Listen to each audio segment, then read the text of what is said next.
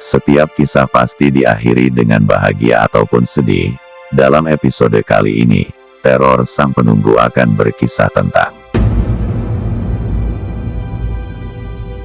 legenda Dewi Nawang Wulan.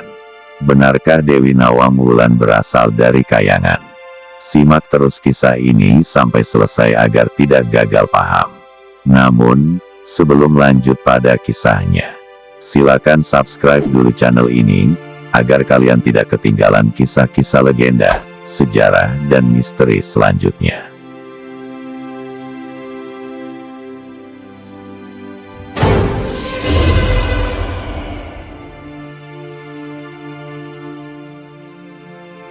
Sekitar akhir abad ke-14, ada sosok pemuda bernama Jaka Tarub, yang memiliki gelar Ki Ageng Tarub. Beliau juga yang dianggap sebagai leluhur dari dinasti Mataram yang menguasai tanah Jawa. Menurut sumber dari masyarakat setempat, ditemukannya reruntuhan makam Jaka Tarub di Desa Widodaren, Geri, Kabupaten Ngawi, yang menjadi bukti adanya pertemuan antara Jaka Tarub dengan Dewi Nawang Wulan. Sosok Jaka Tarub sendiri disebut sebagai seorang yang gagah dan memiliki kesaktian. Ia sering keluar masuk hutan untuk berburu di kawasan Gunung Keramat. Di gunung itu terdapat telaga yang berlokasi di Desa Widodaren, Geri, Kabupaten Ngawi. Pada saat itu dirinya melihat 7 bidadari yang sedang mandi. Karena terpikat, Jaka Tarub pun mengambil salah satu selendang berwarna oranye yang sedang disampirkan. Ketika para bidadari tersebut selesai mandi, mereka berdandan dan ingin kembali ke Kayangan. Salah satu bidadari bernama Nawang Wulan tidak bisa ikut kembali ke Kayangan karena selendangnya yang menghilang.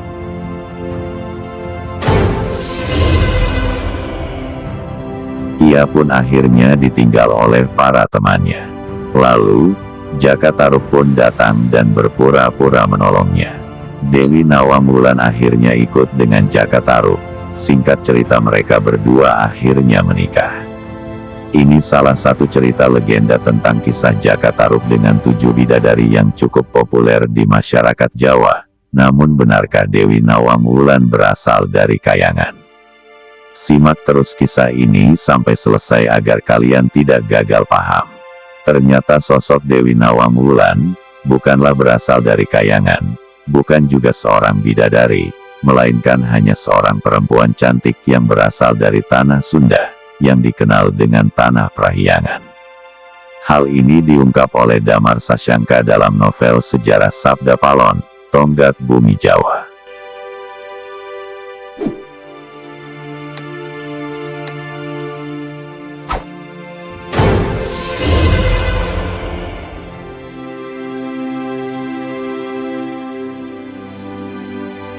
Dan, inilah kisah yang sebenarnya. Pada saat itu, Jaka Tarub yang ditinggal istrinya, menceritakan kepada putrinya, Dewi Nawangsi yang sudah berusia 17 tahun.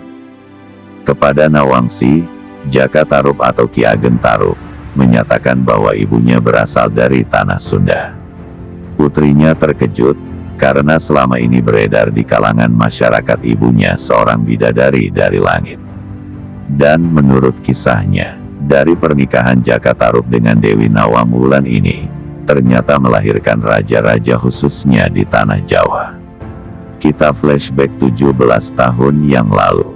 Waktu itu, sebelum Nawangsi lahir, ada 7 wanita cantik bersama beberapa laki-laki datang dari Prahyangan datang ke Tarub, sebuah pedukuhan terpencil yang berada di kawasan hutan lebat, di daratan tanah Jawa.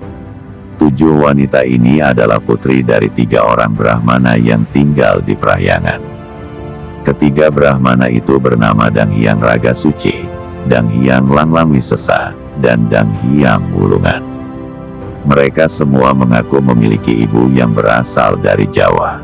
Jadi ketujuh wanita yang dikira berasal dari Kayangan ternyata memiliki darah Sunda Jawa. Mereka datang ke Jawa karena petunjuk ayah mereka, yaitu golongan Brahmana.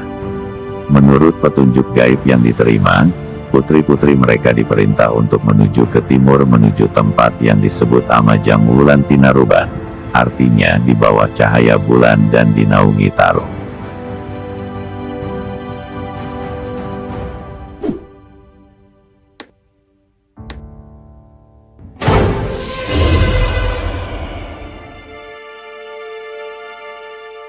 Sesampainya di kawasan hutan Tanah Jawa, tiba-tiba muncul seorang pemuda yang mengaku sebagai Awuku Tarub. Laki-laki yang mengantar para 7 perempuan itu pun menjadi gembira, karena pengembaraan mereka berhasil. Menurutnya pertemuan itu sesuai wangsit, maka 7 perempuan itu meminta pemuda bernama Jaka Tarub untuk memilihnya.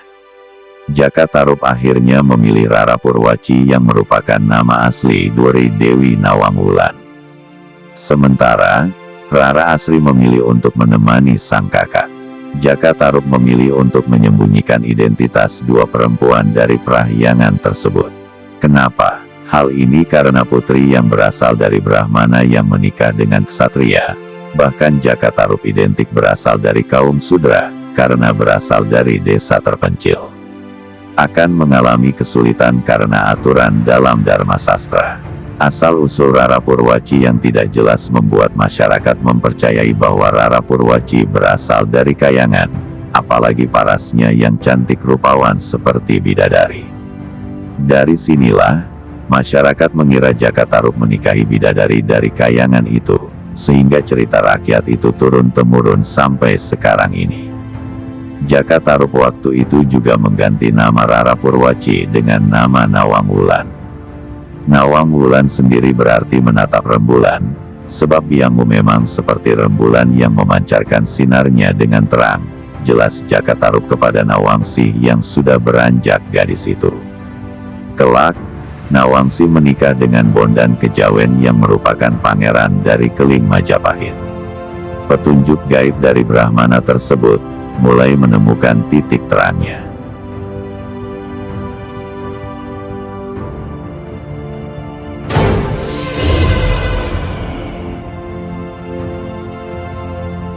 Dari perkawinan Bondan Kejawen atau Lembu Peteng dengan Nawangsi, lahirlah Ki Ageng Wonosobo.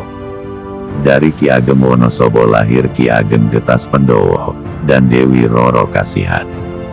Dari Ki Ageng Getas Pendowo lahir Ki Ageng Selo, kemudian dari Ki Ageng Selo melahirkan putra yang diberi nama Ki Ageng Ngenis. Dari Ki Ageng Ngenis lahirlah Ki Ageng Pamanahan. Dari Ki Ageng Pamanahan lahirlah Panembahan Senopati. Dari Panembahan Senopati inilah yang kemudian melahirkan Raja-Raja Mataram.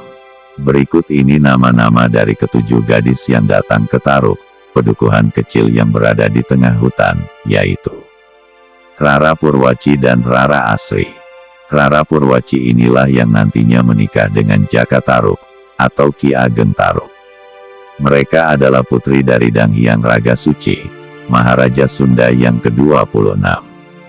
Sekitar tahun 1297 sampai 1303. Sedangkan, Rara Kencana dan Rara Manik adalah putri dari Dang Hyang Langlang Wisesa.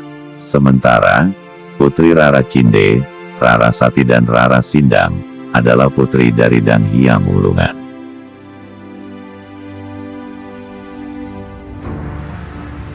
Begitulah kisah tentang legenda Dewi Nawang Wulan. Sebenarnya versi Jaka Tarub yang menikah dengan bidadari juga tidak ada yang salah. Alasannya, karena pada masa itu, Jaka Tarub merahasiakan tentang asal-usul Nawang Wulan atau Rara Purwaci kepada masyarakat setempat. Sehingga, mereka menduga bahwa Jaka Tarub telah menikahi bidadari yang di bawahnya dari hutan angker itu. Cerita rakyat itu kemudian turun-temurun sampai sekarang ini. Sedangkan versi yang kedua adalah versi yang realnya. Karena bangsa bidadari mustahil menikahi sebangsa manusia. Jikapun ada juga, mungkin itu sebangsa jin. Bagaimana menurut kalian?